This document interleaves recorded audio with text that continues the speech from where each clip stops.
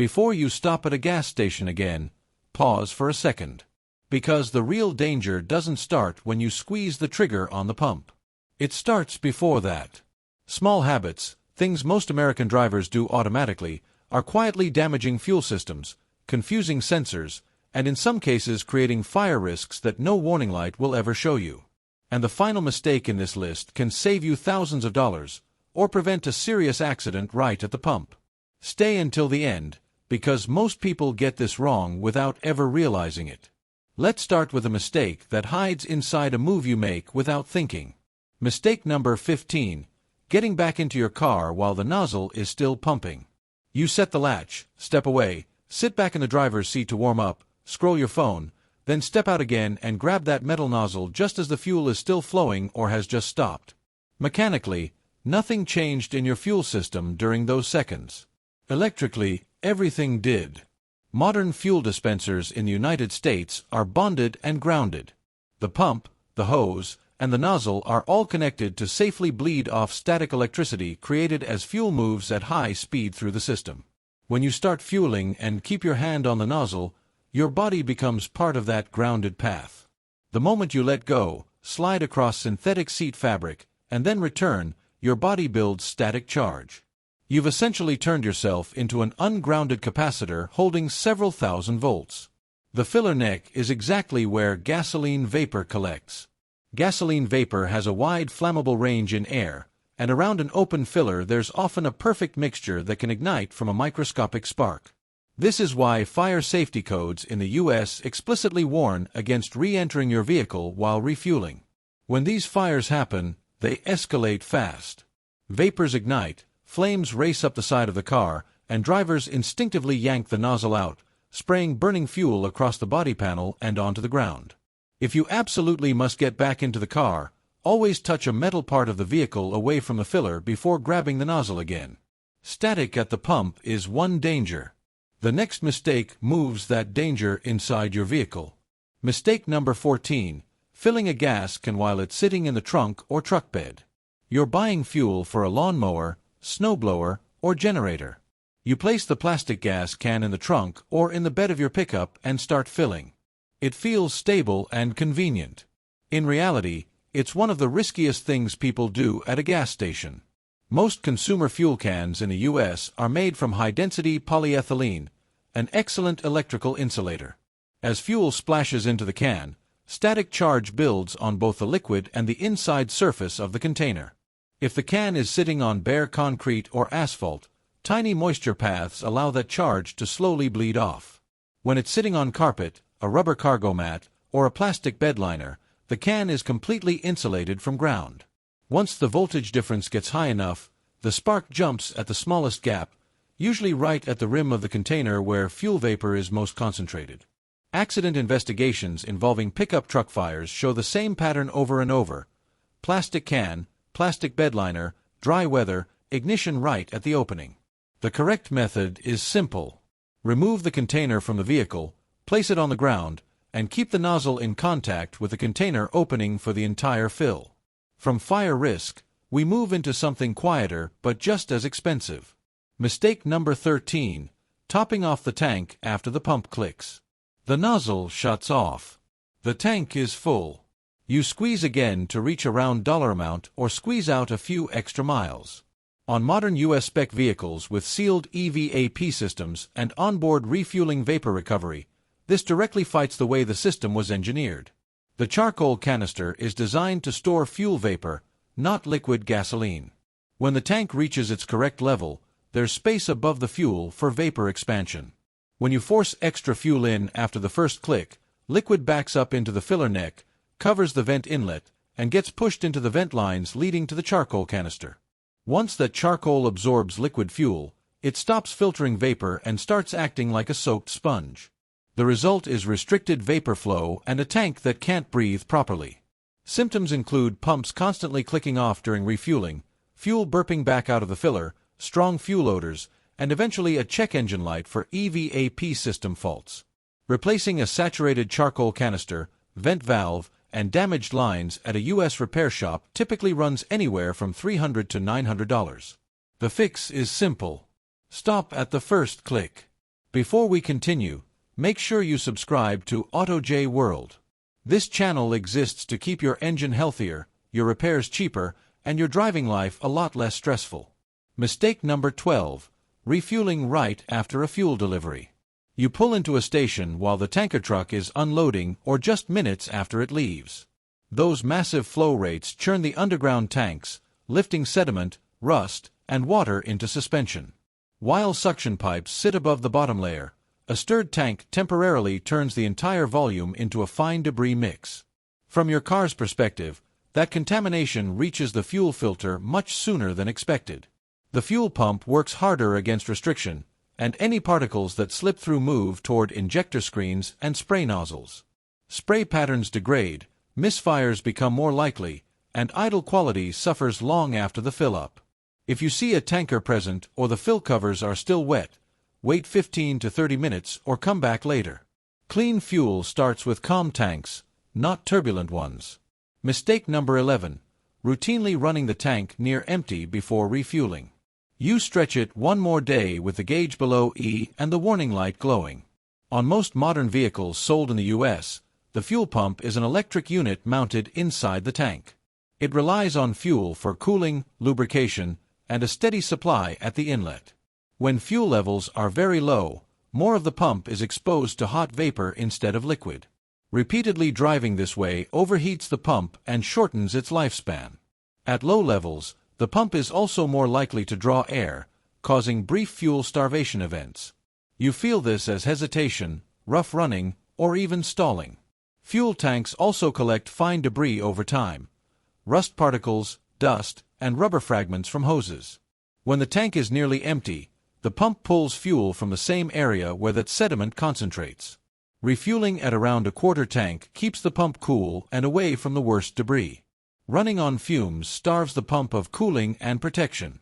And the next habit keeps your engine operating in a cloud of vapor, setting the stage for problems most drivers never connect back to the gas station. Mistake number 10. Leaving the engine running while refueling. You pull up to the pump and keep the engine idling so the cabin stays cool in summer or warm in winter. From the outside it feels harmless. In reality, you're refueling with every ignition and electrical system fully active. An idling engine means ignition coils firing thousands of times per minute. The alternator is producing current. Electric radiator fans can switch on without warning. Relays and contactors open and close, sometimes producing tiny arcs. The exhaust system is hot, often positioned close to where fuel vapors can travel. Gasoline vapor is heavier than air. It doesn't just rise and disappear. It can drift, sink, and pool around the filler neck and under the car. Under normal conditions, vapor concentration stays below ignition limits. But safety codes in the United States are written for the one moment when everything lines up badly. A small spill, a gust of wind that channels vapor toward a hot surface, a fan or relay that arcs at exactly the wrong second. With the engine running, the EVAP system is also active. The purge valve may be cycling, pulling vapor from the charcoal canister into the intake. The ECU expects fuel level changes only from driving and fuel consumption. Some modern vehicles can detect refueling with the engine on. Others just see a sudden jump in tank pressure and fuel level and get confused, corrupting learned fuel trims. Turn the engine off. The cabin may get uncomfortable for a minute, but your odds in a worst-case scenario drop dramatically. A running engine confuses sensors and raises risk. The next mistake brings degraded fuel straight into the combustion process itself. Mistake number 9. Dumping very old gasoline from a can into the tank before filling up. You find a plastic or metal fuel can that's been sitting for months in a garage or shed. Instead of disposing of it properly, you pour the entire contents into your car and then top off with fresh fuel. Fresh gasoline sold in the US is a carefully engineered blend.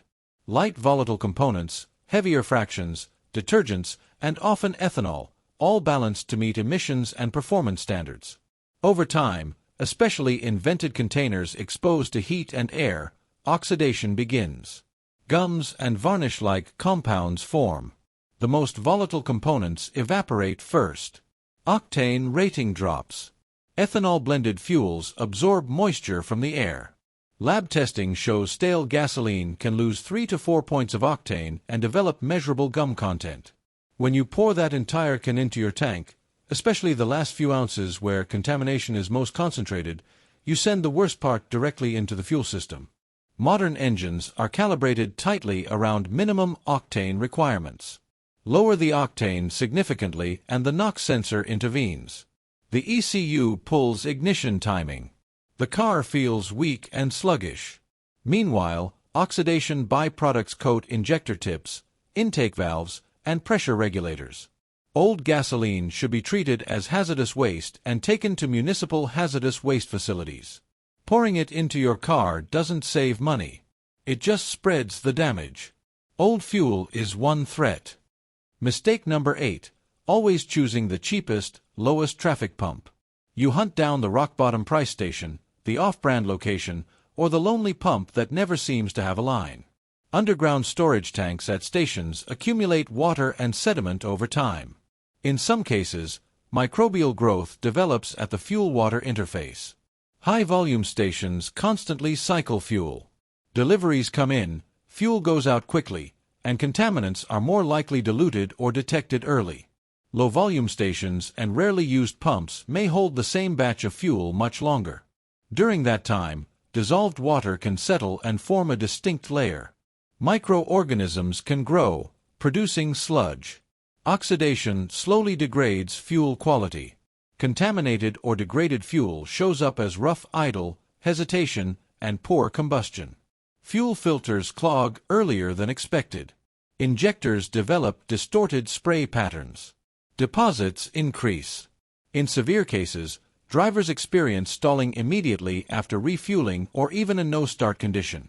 Look for stations with visible turnover, maintenance, and a solid reputation. A quiet pump is sometimes quiet because drivers learned not to come back. Station contamination is a slow burn problem. The next mistake happens instantly, sending plastic straight into precision fuel components. Mistake number 7. Using random bottles or jugs instead of approved fuel containers. You grab whatever container is nearby to carry a few gallons to a stranded car or generator. Approved fuel containers sold in the U.S. are made from specific plastics or metals designed to resist gasoline solvents and limit vapor permeation. Many everyday containers are not. Thin PET water bottles, soda bottles, cheap household jugs, or unknown recycled plastic soften, swell, or become brittle when exposed to gasoline. A bottle that's perfectly fine for water can leach plasticizers, dyes, and microscopic fragments once gasoline touches it.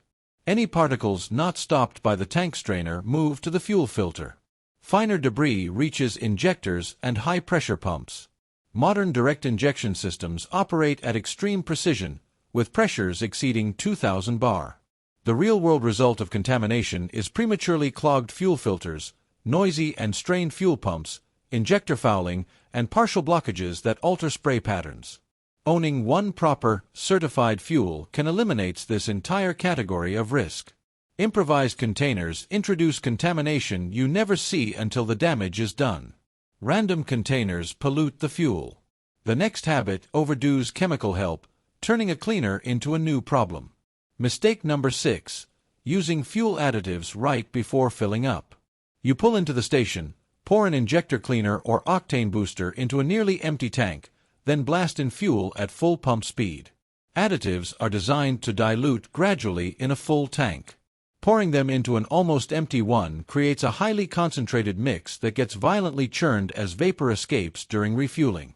Droplets and aerosolized additive can migrate toward the EVAP vent path, slowly loading the charcoal canister with chemicals it was never designed to absorb. Heavy dosing also increases solvent concentration in the fuel, reducing lubricity and adding subtle wear to fuel pumps over time. Additive labels match bottle size to tank capacity for a reason. One bottle is meant for one full tank, not a nearly dry one.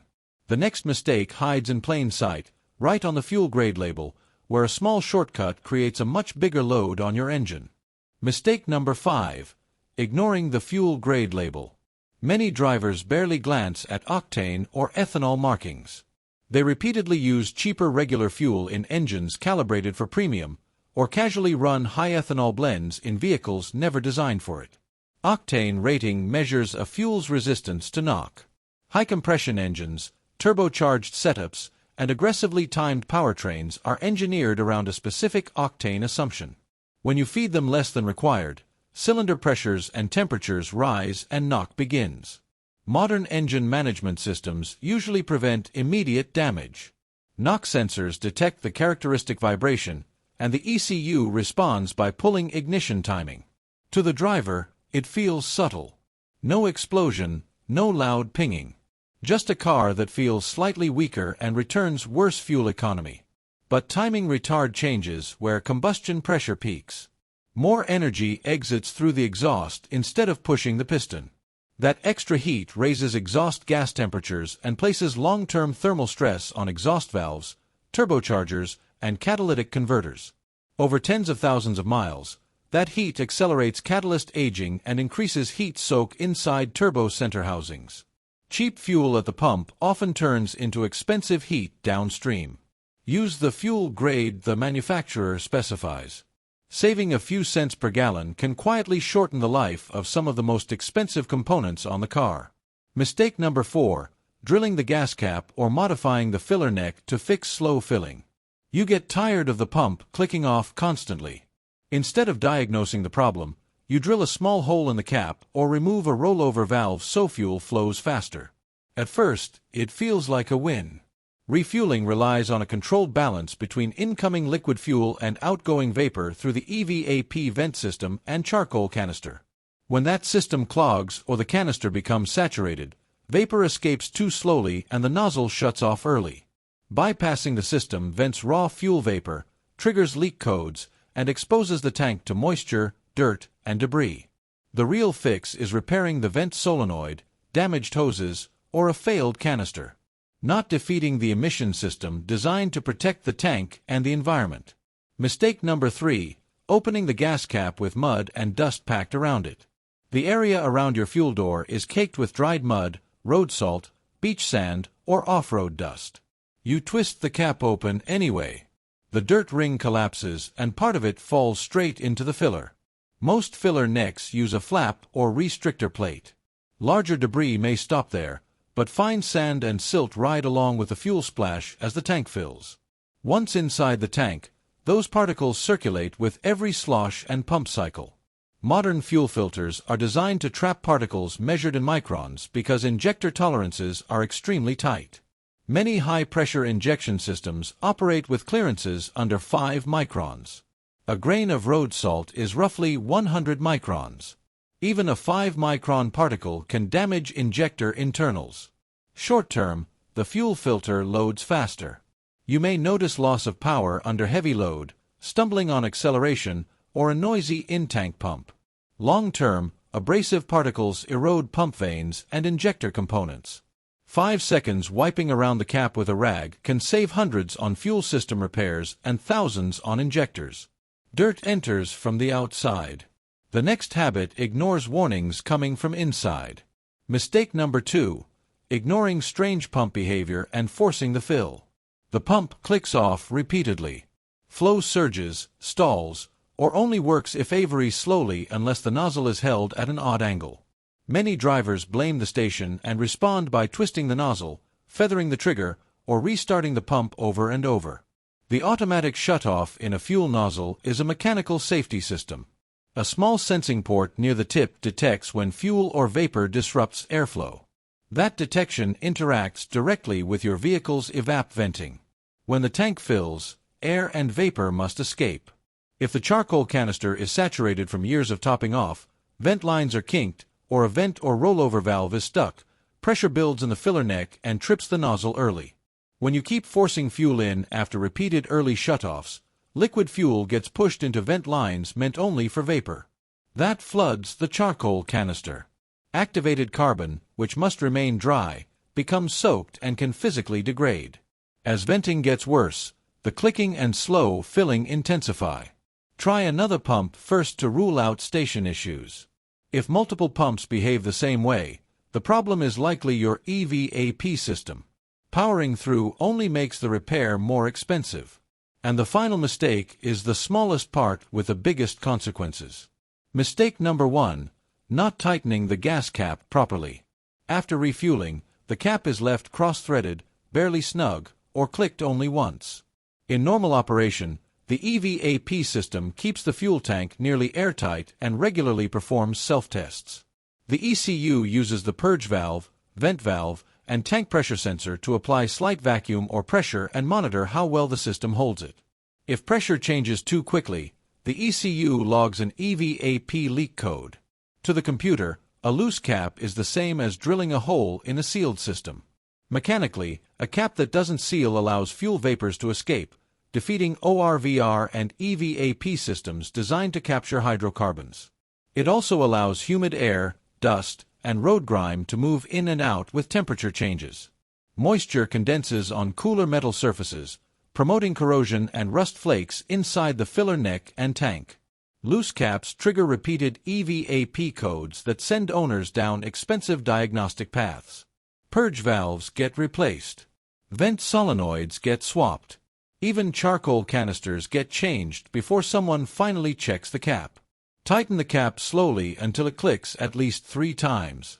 That sound means the seal is locked. You've fixed your refueling habits, but bad gasoline can undo all of it. Some fuel brands quietly destroy pumps, injectors, and catalytic converters. Watch the next video where we break down the 9 worst gasoline brands in the US and the 4 that actually protect your engine.